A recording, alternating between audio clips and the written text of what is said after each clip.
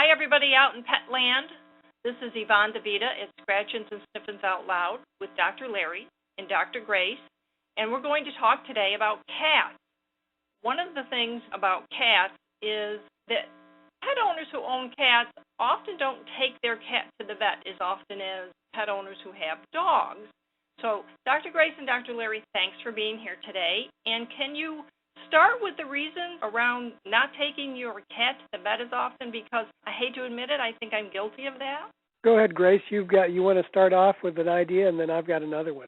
And when we're finished, we have to ask her why she doesn't bring her cat in as often.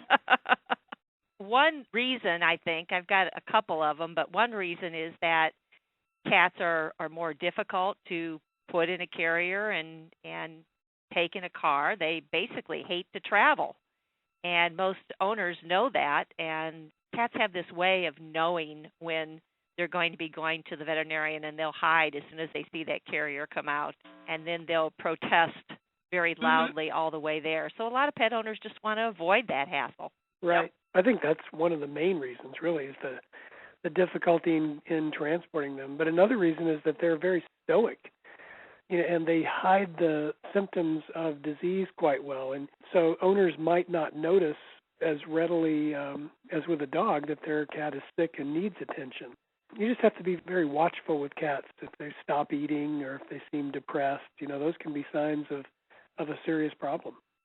How do you know if your cat is depressed when they sleep all day anyway?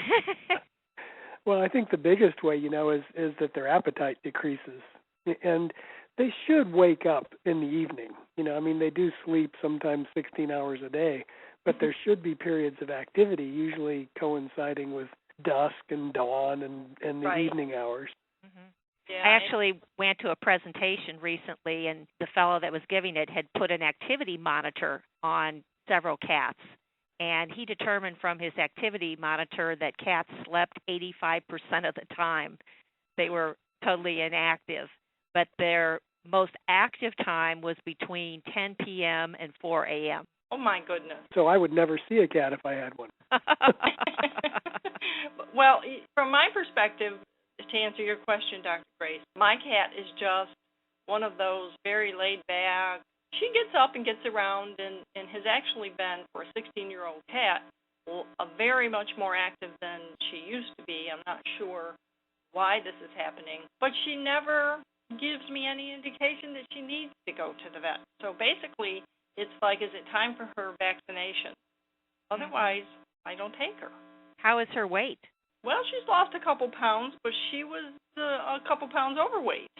Okay, her now that's a big red flag, actually. Pardon me? That's a big red flag, especially for a 16-year-old cat. Yeah, that's on my list for this month, is to get her into the vet. As we're talking about taking cats to the vet, it would be helpful for me, and I know many people have elderly cats like I do, what to expect when you take them to the vet. Well, let me just touch real quickly on the fact that your cat has lost weight, because it's fairly common for older cats to do that, and there may be a medical reason for it. Even though your cat is acting perfectly healthy otherwise, there's a high percentage of older cats that become hyperthyroid, and they burn a lot more calories than they did when they were younger, and they just get thinner and thinner with that. Uh-oh. And there's also a condition in older cats where they cannot digest and absorb fat as efficiently as they could. So the fat just sort of goes on through, and that's where most of the calories are. So, one of the big red flags is weight loss in an older cat. Okay. Another thing with older cats is that their protein metabolism changes, and they may not utilize protein or turn protein over as well as they did when they were younger. So there are some of the senior cat diets have a higher percentage of protein per unit of calories to try to take care of that. But cats that don't metabolize protein will start using their protein in their own tissues, and they will lose weight because of that. When I take her in, should I expect a full blood panel? What things should I be prepared for when I take her to the vet? That's an excellent idea in any cat over the age of 7 to do an annual blood profile, because a lot of those conditions can be picked up on that blood profile. And it should be done routinely because you can catch things early when you can still treat them. Yeah, there are a couple of diseases in particular, like chronic renal failure and diabetes in older cats, that you might be able to pick up the early signs of those diseases with routine blood and urine testing. So let's now talk about cats younger than 7. Should they go once a year? How often do they have to go? Oh, yes. I mean, cats and dogs should visit the veterinarian once a year just for a routine physical.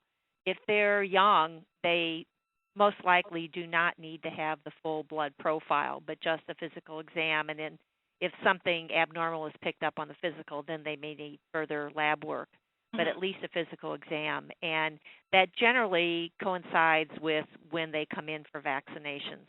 You know, we've talked about that a bit too, Yvonne. The whole vaccination situation has been changing in veterinary medicine. We used to, as a matter of course, we would vaccinate dogs and cats yearly for a number of diseases.